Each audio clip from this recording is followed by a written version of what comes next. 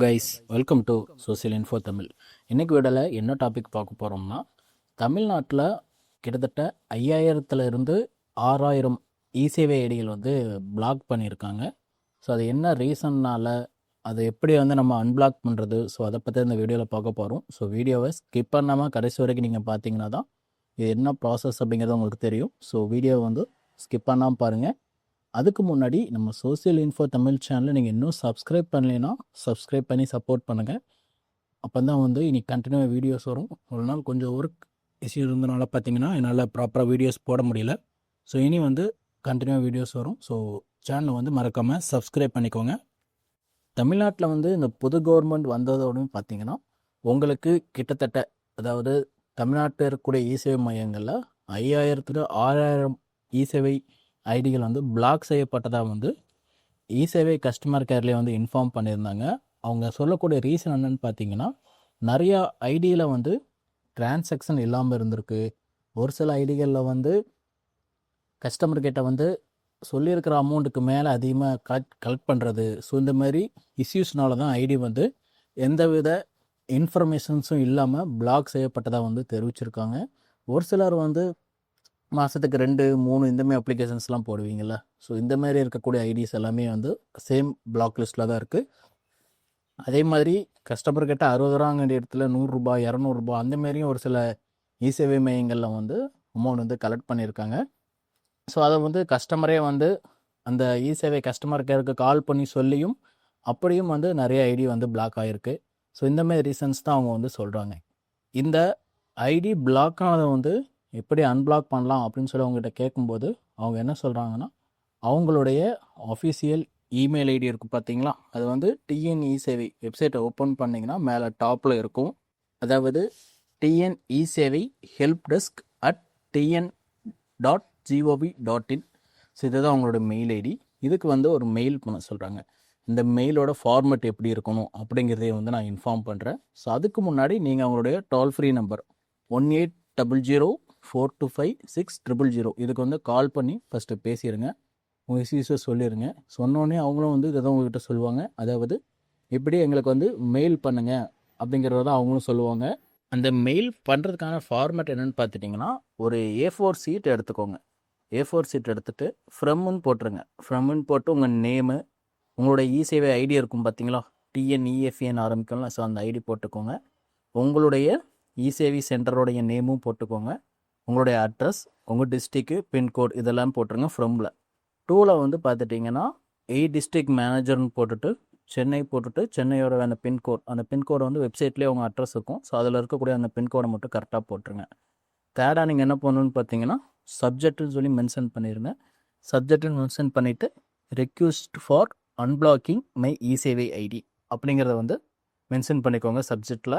So அதுக்கப்புறம் எப்பயும் போல் அந்த ரெஸ்பெக்டட் சார் ஆர் மேம் அதை போட்டுட்டு உங்களுடைய இஷ்யூவை வந்து நீங்கள் அதில் வந்து எழுத மாதிரி இருக்கும். இதெல்லாமே நீங்கள் வந்து கையில் தான் ரைட் பண்ணணும். ஸோ பிரிண்ட் அவுட் எதுவும் எடுத்துடாதீங்க, கையிலேயே வந்து எழுதுங்க. அதாவது இப்போ வந்து ஐஎம்டு போட்டுட்டு உங்கள் நேம் போட்டுருங்க.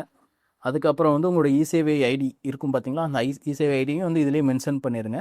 அதுக்கப்புறம் பார்த்தீங்கன்னா, my eSevai ID has been blocked due to proper transaction. So அதாவது பார்த்தீங்கன்னா, நீங்கள் ப்ராப்பர் டிரான்சாக்ஷன் பண்ணாமல் உங்கள் ஐடி வந்து பிளாக் ஆகிருந்துச்சுன்னா இதை மென்ஷன் பண்ணுங்கள். நீங்கள் வந்து ஓவர் சார்ஜஸ் பண்ணி உங்கள் ஐடி பிளாக் ஆகி இருந்துச்சுன்னா அதுக்கு நம்ம எதுவும் பண்ண முடியாது. ஸோ டிரான்சாக்ஷன் இல்லாமல் ஐடி பிளாக் ஆகி இருந்துச்சுன்னா இந்த மெத்தட் யூஸ் பண்ணி நீங்கள் வந்து அன்பிளாக் வந்து பண்ணிக்க முடியும். ஸோ இதை மென்ஷன் பண்ணிக்கோங்க. ஃபஸ்ட்டு வந்து உங்கள் நேம் போட்டுக்கோங்க, உங்களோட இசேவை ஐடியை மென்ஷன் பண்ணிக்கோங்க. அதுக்கப்புறம் my eSevai ID has been blocked due to proper transaction. So I sincerely request you kindly unblock my eSevai ஐடின்னு போட்டு ப்ராக்கெட்டில் உங்கள் இசேவை ஐடி மாதிரி போட்டுக்கோங்க. So I assure you that I will actively use the ID and maintain regular transactions. I kindly request you to consider my situation and reactivate my eSevai ID at the earliest அப்படின்னு சொல்லி உங்களுடைய லெட்டரில் வந்து நீங்கள் எழுதிக்கோங்க. அந்த A4 சீட்டில் வந்து எழுதிக்கோங்க. உங்களுக்கு இங்கிலீஷில் இருந்தாலும் ஓகே, உங்களுக்கு தமிழில் எழுதுறதா இருந்தாலும் ஓகே, அது உங்கள் விருப்பம் தான். ஸோ நீங்கள் எதுலனாலும் எழுதிக்கலாம். நான் வந்து இங்கிலீஷில் மென்ஷன் பண்ணியிருக்கேன். ஸோ இதையே நீங்கள் வந்து தமிழில் கூட போட்டுக்கோங்க. உங்களுக்கு இதுக்கு எது ரெஃபரன்ஸ் வேணும்னா இந்த இஷ்யூவை வந்து நீங்கள் ChatGPT சொன்னீங்கன்னா அதுவே உங்களுக்கு வந்து ஒரு ரெஃபரன்ஸ் எடுத்து கொடுத்துரும். ஸோ அதை பார்த்து கூட நீங்கள் வந்து எப்பயும் போல் வந்து எழுதிக்கோங்க. ஸோ கீழே வந்து தேங்க்யூ போட்டுக்கோங்க. இந்த பக்கம் உங்கள் நேம், உங்கள் சைன் போட்டுக்கோங்க. அதேமாதிரி லெஃப்ட் சைடில் வந்து பார்த்துட்டிங்கன்னா உங்களுடைய நேம் போட்டுக்கோங்க, உங்களுடைய காண்டாக்ட் நம்பர் போட்டுக்கோங்க, உங்களுடைய இசேவை ஐடி போட்டுக்கோங்க, எந்த பிளேஸுங்கிறதையும் மென்ஷன் பண்ணிக்கோங்க. ஸோ இது எல்லாமே வந்து கம்ப்ளீட்டடாக வந்து நீங்கள் ஒரு A4 ஷீட்டில் ஃபுல்லாக எழுதிக்கோங்க. எழுதி முடிச்சுட்டு இதை வந்து ஒரு ஸ்கேன் பண்ணிக்கோங்க. ஓகேவா? ஸ்கேன் பண்ணி எடுத்துகிட்டு அதை வந்து பிடிஎஃபாகவே கன்வெர்ட் பண்ணிவிடுங்க. பிடிஎஃபாக கன்வெர்ட் பண்ணிவிட்டு அவங்க சொன்ன மாதிரி அந்த டிஎன்இசேவை helpdesk@tn.gov.in இந்த மெயிலுக்கு வந்து நீங்கள் மெயில் பண்ணிவிடுங்க. நீங்கள் மெயில் பண்ணும்போது நீங்கள் இசேவை ஐடிக்கு கொடுத்துருக்கக்கூடிய மெயிலிருந்து தான் பண்ணணுமான்னு யோசிப்பீங்க. அப்படி கிடையாது. நீங்கள் எந்த மெயில் இருந்தோம்னாலும் இதுக்கு வந்து மெயில் வந்து நீங்கள் அனுப்பலாம். ஸோ இதை வந்து நோட் பண்ணிக்கோங்க. மெயில் அனுப்புனதுக்கப்புறம் ஒன்ஸ் வந்து மறுபடியும் அந்த டோல் ஃப்ரீ நம்பருக்கு வந்து கால் பண்ணுங்கள். 1800 425 6000 இதுக்கு கால் பண்ணிவிட்டு அவங்ககிட்ட இன்ஃபார்ம் பண்ணுங்கள். இப்படி நான் வந்து மெயில் வந்து அனுப்பியிருக்கேன், உங்களுக்கு ஃபார்மேட் பிடிஎஃப் ஃபார்மேட்டில் அனுப்பியிருக்கிறேன், நீங்கள் வந்து அந்த மெயில் வந்துருச்சா வந்து ஒரு டைம் எனக்கு செக் பண்ணி அப்டேட் பண்ணுங்கன்னு சொல்லி அவங்ககிட்ட கேட்டிங்கன்னா அவங்க வந்து உங்களை லைனில் வெயிட் பண்ண சொல்லுவாங்க. அதுக்கப்புறம் உங்களோட மெயில் ஐடி கேட்பாங்க. நீங்கள் எந்த மெயில் ஐடியிலேருந்து அனுப்புனீங்களோ அந்த மெயில் ஐடி அவங்ககிட்ட இன்ஃபார்ம் பண்ணுங்கள். நீங்கள் அவங்ககிட்ட சொன்னதுக்கப்புறம் மறுபடியும் உங்கள் லைனில் வெயிட் பண்ண சொல்லுவாங்க. ஸோ அதுக்கப்புறம் அவங்க செக் பண்ணி பார்த்துட்டு மெயில் வந்திருக்கா இல்லையா அப்படிங்கிறது வந்து உங்களுக்கு இன்ஃபார்ம் பண்ணிவிடுவாங்க. ஓகேவா? ஸோ இப்போ வந்து பார்த்துட்டிங்கன்னா அவங்க கன்ஃபார்ம் பண்ணிட்டாங்கன்னா மெயில் வந்து அங்கே ரிசீவ் ஆயிடுச்சுன்னு அர்த்தம். ஸோ இதை மட்டும் நீங்கள் ஒன்ஸ் அவங்ககிட்ட கால் பண்ணி கேட்டுக்கிற மாதிரி இருக்கும்.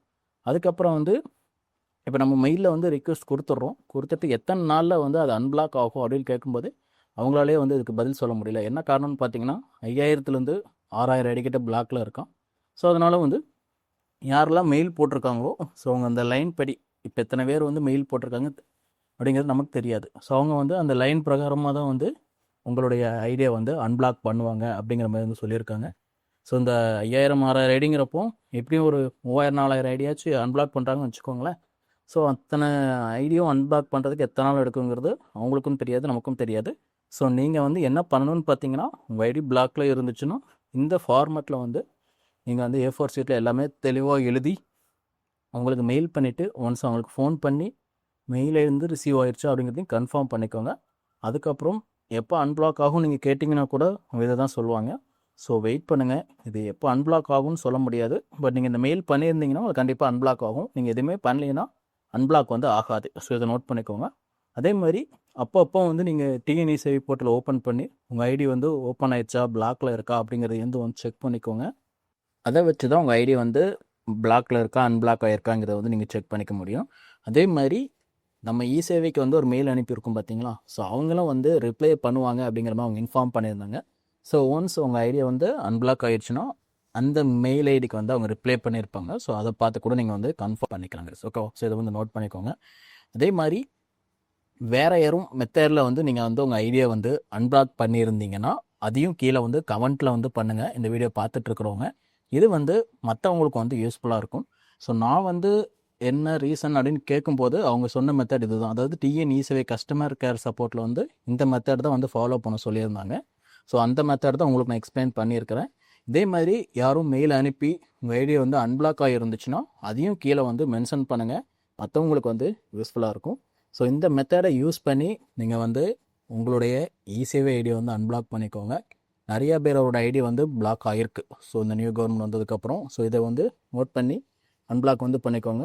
சிம்பிள் மெத்தட் தான். ஜஸ்ட் ஒரு A4 ஷீட் ஃப்ரம் போட்டுக்கோங்க, டூ போட்டுக்கோங்க, சப்ஜெக்டில் வந்து ஐடியா அன்பிளாக் பண்ண சொல்லி போட்டுக்கோங்க. அதை ரெஸ்பெக்டட் சார்னு போட்டுட்டு நான் சொன்ன டீட்டெயில்ஸை நீங்கள் தமிழ் ஆர் இங்கிலீஷில் வந்து கரெக்டாக வந்து கையிலேயே வந்து எழுதிருங்க. எழுதிட்டு தேங்க்யூ, அடுத்து உங்களுடைய சைனு, உங்களுடைய பேர், உங்கள் அட்ரஸு, இசேவை ஐடி, அதுக்கப்புறம் உங்களுடைய சென்டர் நேம், ஸோ இதெல்லாம் போட்டுட்டு ஒரு ஸ்கேன் பண்ணி பிடிஎஃபாக வந்து உங்களுக்கு அனுப்பிச்சுட்ருங்க. ஸோ இந்த மெத்தடை ஃபாலோ பண்ணிக்கோங்க. எதுவும் டவுட் இருந்துச்சுன்னா கீழே வந்து கமெண்ட் பண்ணுங்கள். அதே மாதிரி சோசியல் இன்ஃபோ தமிழுடைய வாட்ஸ்அப் சேனல் இருக்குது, அதுலேயும் ஜாயின் பண்ணிக்கோங்க. டெலிகிராம் குரூப் இருக்குது, ஸோ அதுலேயும் ஜாயின் பண்ணிக்கோங்க. எல்லாமே உங்களுக்கு டீட்டெயில்ஸ் வேணுங்கிறத வந்து அதில் வந்து நாங்கள் ஷேர் பண்ணுறோம். அதே மாதிரி உங்களுக்கு இந்த PAN card ID, multi recharge, so இந்த மாதிரி ஐடிஸ்லாம் தேவைப்பட்டால் கூட காண்டாக்ட் பண்ணுங்கள். ஓன் பிராண்ட் ஒயிட் லேபிள்லாம் இருக்குது. அதாவது பார்த்திங்கன்னா நீங்கள் உங்கள் ஓன் பிராண்டில் வந்து பேன் கார்டு வெப்சைட்லாம் ஓப்பன் பண்ணலாம்.